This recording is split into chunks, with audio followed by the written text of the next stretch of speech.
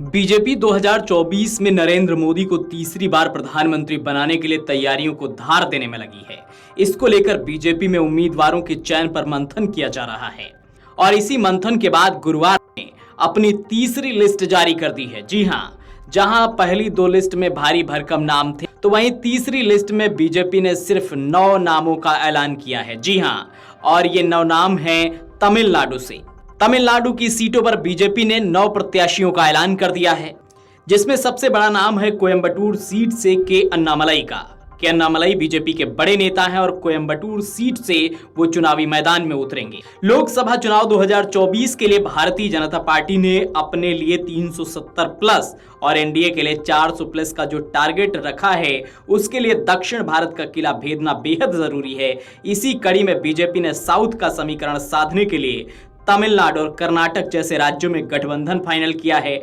आंध्र प्रदेश में भी इसका ऐलान हो चुका है और इस गठबंधन के ऐलान के साथ ही अब तमिलनाडु की सीटों पर बीजेपी ने अपने कैंडिडेट्स का ऐलान कर दिया है। बता दें कि तमिलनाडु में बीजेपी 6 क्षेत्रीय दलों के साथ मिलकर चुनाव लड़ेगी, जबकि कर्नाटक में जेडीएस के साथ समझौता हो गया है। कर्नाटक में बीजेपी 26 और जेडीएस 3 सीट पर लोकसभा चुनाव लड़ेगी। जेडीएस के खाते में कर्नाटक की कोलूर, हासन और मांड्या लोकसभा सीट दी गई है। बाकी सभी सीटों पर बीजेपी चुनाव लड़ेगी। तमिलनाडु में एआईडीएमके से गठबंधन टूटने के बाद बीजेपी ने 6 क्षेत्रीय दलों के साथ गठबंधन कर लिया है। बीजेपी ने अंबुमणि रामदास की पार्टी पीएमके, टीटीवी दिनाकरन की एएमएमके, टीआर पारिवेंदर की आईजेके, जॉन पांडियन की टीएमएमके, इसके अलावा पीएनके और आईएमकेएमके के साथ बीजेपी ने गठबंधन किया है।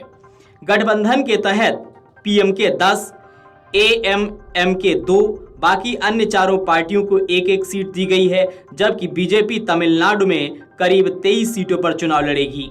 बता दें कि इससे पहले बीजेपी ने 2 लिस्ट जारी की थी। पहली लिस्ट में 195 कैंडिडेट्स का ऐलान किया गया था, वहीं दूसरी लिस्ट में बीजेपी ने 72 नामों का ऐलान किया था। यानी कि 2 लिस्ट में इससे पहले बीजेपी 267 उम्मीदवारों के नामों का ऐलान कर चुकी थी।